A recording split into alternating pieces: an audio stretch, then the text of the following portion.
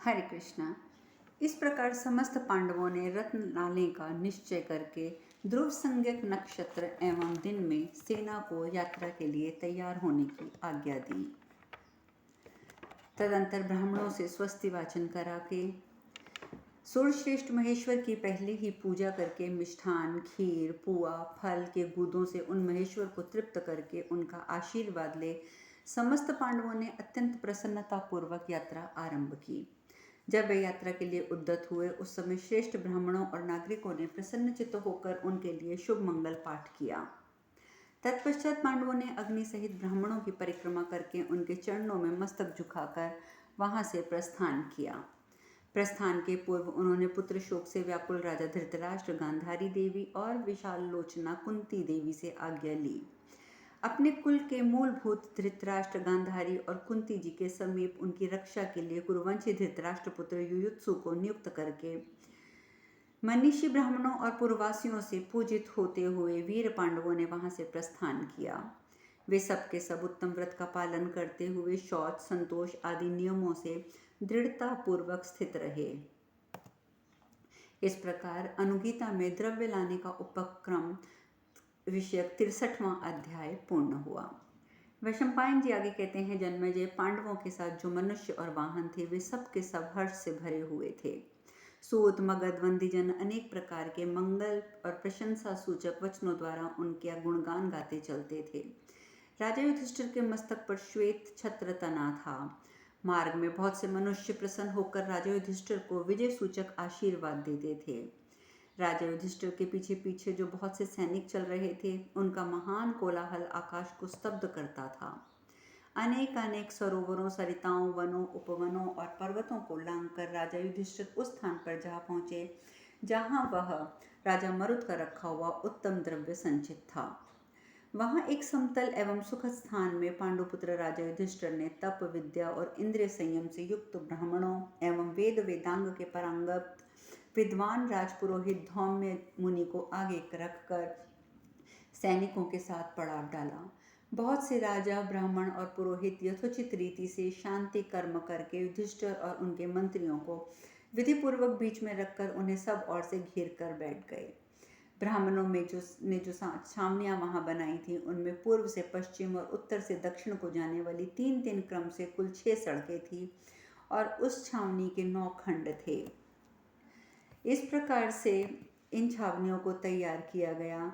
महाराज युधिष्ठिर ने मतवाले गजराजों के रहने के लिए भी स्थान का विधिवत निर्माण कराकर ब्राह्मणों से कहा, राजन, अनेक सरोवरों, सरिताओं, ब्राह्मणों से कहा, मुनि को आगे रखकर जहाँ पड़ाव डाला गया था वहाँ पर वे बोले, विप्रप्रभो, किसी शुभ नक्षत्र और शुभ दिन को इस कार्य की सिद्धि के लिए आप लोग जो भी ठीक समझें वह उपाय करें।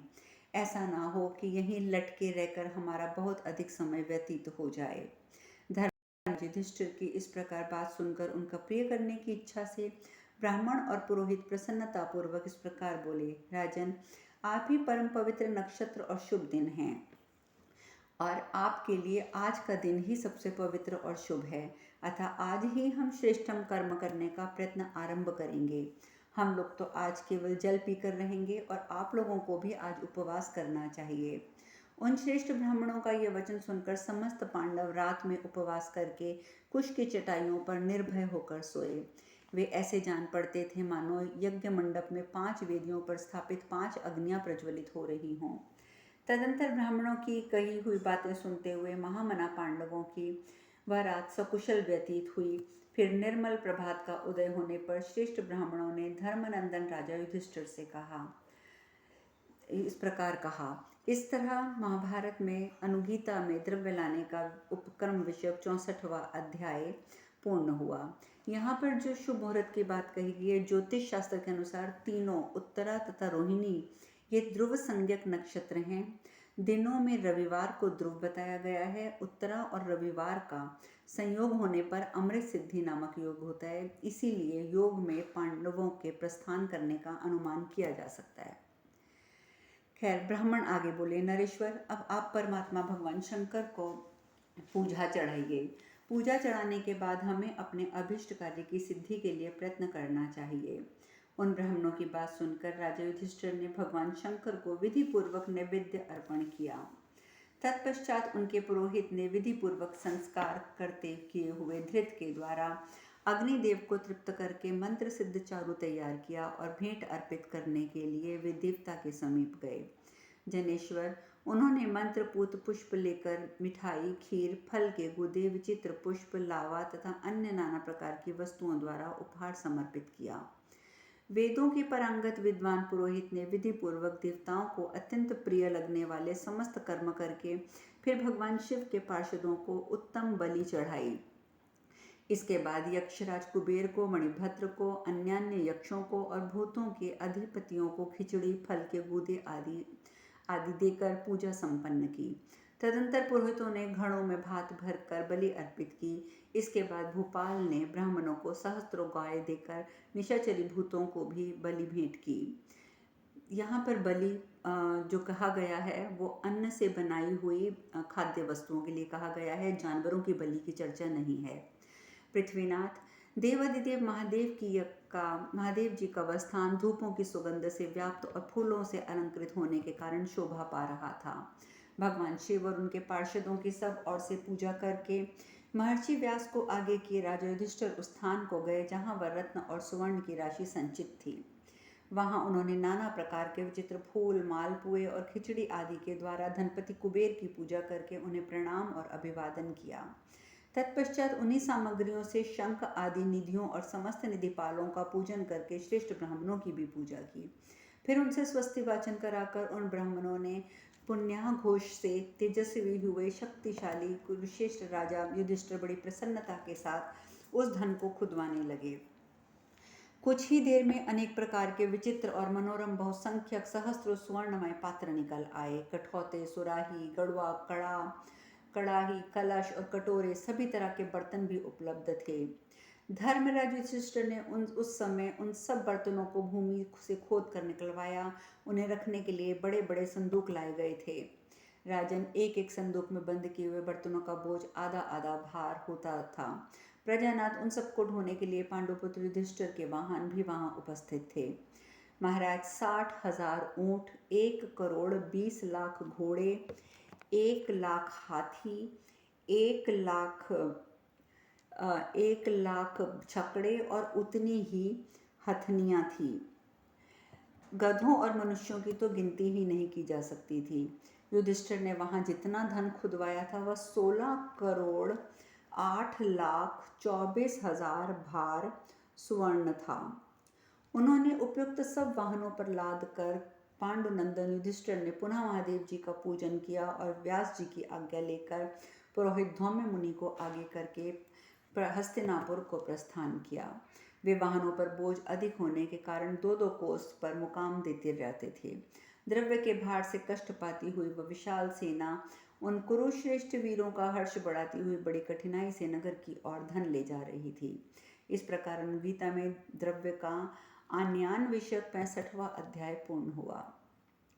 वैशंपायन जी कहते हैं, जन्मेजय, इसी बीच में परम पराक्रमी भगवान श्री कृष्ण भी वृष्णिवंशियों को साथ लेकर हस्तिनापुर आ गए।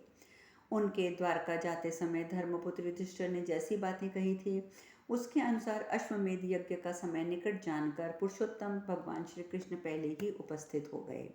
उनके साथ रुक्मणी नंदन प्रद्युमन, सात्विकी, चारुदेशण, सांब, गद, कृतवर्मा, सारण, वीर निषट और उल्मुख भी थे। वे बलदेव जी को आगे करके सुभद्रा के साथ पधारे थे। उनके शुभागमन का उद्देश्य था द्रौपदी, उत्तरा और कुंती से मिलना, जिनके पति मारे गए थे। उन सभी क्षत्राणियों को आश्वासन देना, धीरज बंधाना। उनके आगमन का समाचार सुनते ही राजा धृतराष्ट्र और महामना विदुर जी खड़े हो गए और आगे बढ़कर उन्होंने सबका विधिवत सत्कार किया। विदुर और युयुत्सु ने भलीभांति पूजित करके महातेजस्वी भगवान कृष्ण को बैठने के लिए स्थान दिया। जन्मेजय, उन वृष्णिवीरों के वहां निवास करते समय ही तुम्हारे पिता शत्रु वीरहंता परीक्षित का जन्म हुआ। महाराज, वे राजा परीक्षित ब्रह्मास्त्र से पीड़ित होने के कारण चेष्टाहीन मुर्दे के रूप में उत्पन्न हुए, अतः स्वजनों का हर्ष और शोक बढ़ाने वाले हो गए।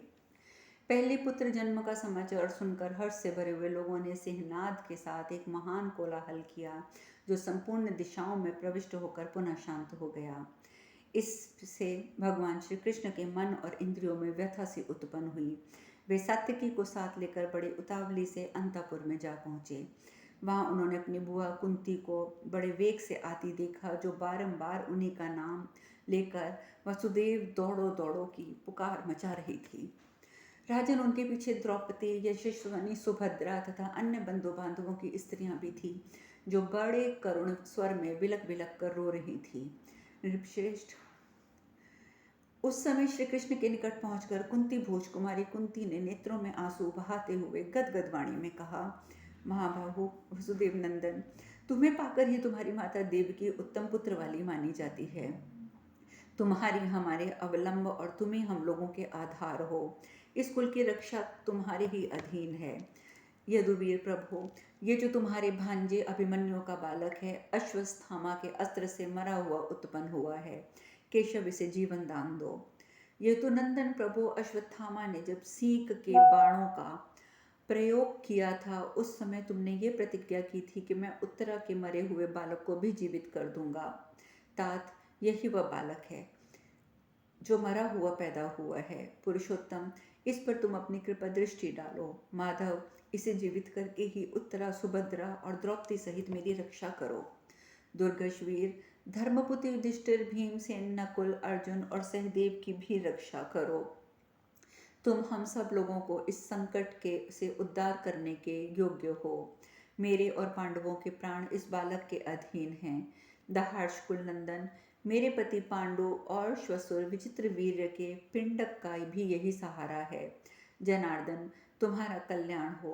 जो तुम्हें अत्यंत प्रिय और तुम्हारे ही समान परम सुंदर था, उस पर लोकवासी अभिमन्यु का भी प्रिय करो। उसके इस बालक को जिला दो। शत्रुसूदन कृष्ण, मेरी बहुरानी उत्तरा अभिमन्यु की पहले की हुई एक बात का अत्यंत प्रिय होने के कारण बारंबार दोहराया करती थी। उस बात की यथार्थता में तनिक भी संदेह नहीं है। दशार, अभिमन्यु ने उत्तरा से कभी स्नेहवश कहा था, कल्याणी, तुम्हारा पुत्र मेरे मामा के यहाँ जाएगा। वृष्णि एवं अंधकों के कुल में जाकर धनुर्धर, वेद, नाना प्रकार के विचित्र अस्त्र शस्त्र और विशुद्ध नीति शास्त्र से की शिक्षा प्राप्त करेगा। तात, शत्रुवीरों का संहार करने वाले दुर्गश और सुभद्रा कुमार ने जो प्रेम पूर्वक ये बात कही थी, वह निसंदेह सत्य होनी चाहिए। मधुसूदन, इस कुल की भलाई के लिए हम सब लोग तुम्हारे पैरों में पड़कर भीख मांगती हैं। इस बालक को जिलाकर तुम कुरुकुल का कल्याण करो। श्री कृष्ण से ऐसा कहकर विशाल सुलोचना कुंती दोनों बाहें ऊपर को उठाकर दुख से आर्त होकर पृथ्वी पर गिर पड़ी।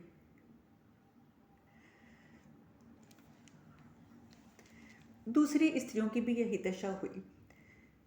समर्थ महाराज, उन सबकी आंखों से आंसुओं की धारा बह रही थी और वे सबकी सब रोकर कह रही थी, हाय श्री कृष्ण के भांजे का बालक मरा हुआ पैदा हुआ। क्षमा करें मुझे। भरत नंदन, उन सबके ऐसा कहने पर जनार्दन श्री कृष्ण ने कुंती देवी को सहारा देकर बिठाया और पृथ्वी पर पड़ी हुई अपनी बुआ को सांत्वना देने लगे। इस प्रकार श्री महाभारत अश्वमेधाधिक पर्व के अंतर्गत अनुगीता पर्व में परीक्षित के जन्म का वर्णन विषय 66वां अध्याय पूर्ण हुआ। यहाँ पर जो कहा गया है कि पहले कोलाहल हुआ और फिर शांत हो गया, उसका अर्थ है कि पहले तो पुत्र जन्म के समाचार से सबको अपार हर्ष हुआ, किंतु उसके जीवन का कोई चिन्ह न देखकर तत्काल वह शोक के समुद्र में डूब गए। हम आगे बढ़ते हैं। वैशंपायन जी कहते हैं, जन्मेजय, कुंती देवी के बैठ जाने पर सुभद्रा अपने भाई श्री कृष्ण की ओर देखकर फूट फूट कर रोने लगी और दुख के से आर्त होकर बोली, भैया, तुम अपने सखा बुद्धिमान पार्थ के इस पौत्र की दशा को देखो। कौरवों के नष्ट हो जाने पर इसका जन्म हुआ है, परंतु ये भी गतायु होकर नष्ट हो गया। द्रोणपुर अश्वत्थामा ने भीमसेन को मारने के लिए जो सींग का बाण उठाया था, वह उत्तरा पर, तुम्हारे सखा विजय पर और मुझ पर गिरा था। दुर्गश वीर केशव, प्रभो, वह सींग मेरे इस विदीर्ण हुए हृदय में आज भी कसक रही है, क्योंकि उस समय मैं पुत्र सहित अभिमन्यु को नहीं देख पाती हूँ। अभिमन्यु बेटा का जन्म लेने के साथ ही ये मर गया। इस बात को सुनकर धर्मात्मा राजा युधिष्ठिर क्या कहेंगे? भीमसेन, अर्जुन, माद्री कुमार, नकुल, सहदेव भी क्या सोचेंगे? हे कृष्ण, आज द्रोणपुत्र ने पांडवों को सर्वस्त्र लूट लिया। श्री कृष्ण, अभिमन्यु पांचों भाइयों को अत्यंत प्रिय था, इसमें संशय नहीं है। उसके पुत्र की ये दशा देखकर सुनकर अश्वत्थामा के अस्त्र से पराजित हुए पांडव आज क्या कहेंगे? हे जनार्दन, हे कृष्ण, अभिमन्यु जैसे वीर का पुत्र मरा हुआ पैदा हो, इससे बड़े दुख की बात और क्या हो सकती है? पुरुषोत्तम श्री कृष्ण, आज मैं तुम्हारे चरणों में मस्तक रखकर तुम्हें प्रसन्न करना चाहती हूँ। बुआ कुंती और बहन द्रौपदी भी तुम्हारे पैरों पर पड़ी हैं, इन सब की ओर देखो। हे माधव, जब द्रोणपुत्र अश्वत्थामा पांडवों के गर्भ की हत्या करने का प्रयत्न कर रहा था, उस समय तुमने कुपित होकर उससे कहा था, ब्रह्म बंधो नराधम, मैं तेरी इच्छा पूर्ण नहीं होने दूंगा। अर्जुन के पौत्र को अपने प्रभाव से जीवित कर दूंगा। भैया, तुम दुर्गश वीर हो। मैं तुम्हारी इस बात को सुनकर तुम्हारे बल को अच्छी तरह जानती हूँ, इसीलिए तुम्हें प्रसन्न करना चाहती हूँ। तुम्हारे कृपा प्रसाद से अभिमन्यु का ये पुत्र जीवित हो जाएगा।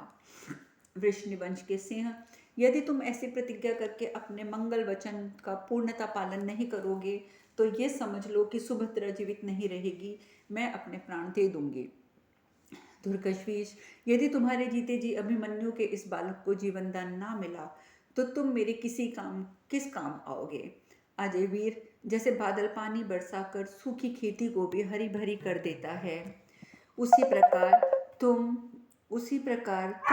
अपने समान नेत्र वाले अभिमन्यु के इस मरे हुए पुत्र को जीवन दान दो। अब शेष कथा कल। हरे कृष्णा।